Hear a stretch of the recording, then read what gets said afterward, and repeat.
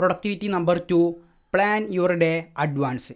അതെന്താ വെച്ച് കഴിഞ്ഞാൽ ടു ഡു ലിസ്റ്റ് കീപ്പ് ചെയ്യുക. അതായത് നാളെ ഇപ്പോൾ എന്തൊക്കെ ചെയ്യണം, നാളെ എത്ര മണിക്ക് എണീക്കണം, രാവിലെ എണീറ്റോടെ എന്തൊക്കെ സംഭവങ്ങൾ ചെയ്യണം, ഈ സംഭവം എത്ര ടൈമിലോട്ട് ചെയ്യണം.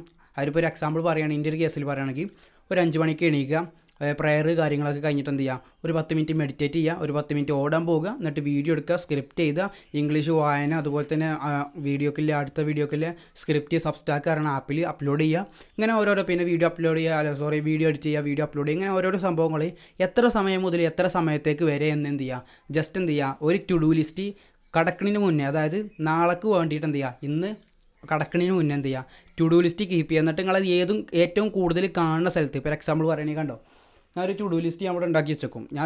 ഞാൻ ഡെയിലി ഉണ്ടാക്കലില്ല, ഞാൻ മന്ത്ലിയാണ് ഉണ്ടാക്കൽ. പിന്നെ ഡെയിലി എന്തെങ്കിലുമൊക്കെ കൂടുതലായിട്ടുള്ള സങ്കല്പങ്ങളിൽ മാത്രമേ എഴുതിയേക്കുള്ളൂ. ഞാൻ ഒരു മന്ത്ലിക്ക് വേണ്ടിയ സംഭവങ്ങൾ ആ ഒരു മാസത്തെ ഗോൾ എന്താ, അതിന് അലൈൻ ചെയ്ത ഹാബിറ്റ്സുകൾ ഞാൻ ഒരു മന്ത്ലി ആയിട്ട് ടു ഡു ലിസ്റ്റ് ഞാൻ ഇവിടെ കീപ്പ് ചെയ്യും.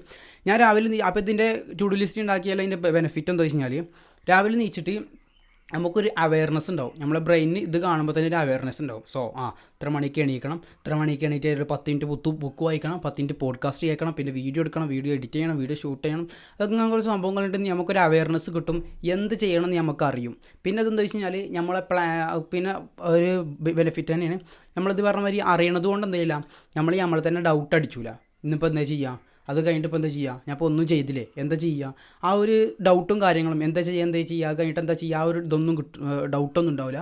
നമുക്ക് ചെയ്യാനുള്ള കാര്യങ്ങൾ നമ്മൾ എഴുതി വെച്ചതുകൊണ്ട് നമുക്ക് എന്ത് ചെയ്യാം, കറക്റ്റായിട്ട് നമുക്ക് അറിയുണ്ടാവും. പിന്നെ അതുപോലെ തന്നെ നമ്മൾ ടു ഡു ലിസ്റ്റ് കീപ്പ് ചെയ്യണമെങ്കിൽ എന്ത് ചെയ്യാം, നമ്മൾ ടു ഡു ലിസ്റ്റ് കീപ്പ് ചെയ്തിട്ടില്ല എന്നുണ്ടെങ്കിൽ കാരണം മറ്റുള്ള ആൾക്കാരെ പ്ലാൻ അനുസരിച്ച് നമ്മളെ ദിവസം പോകും.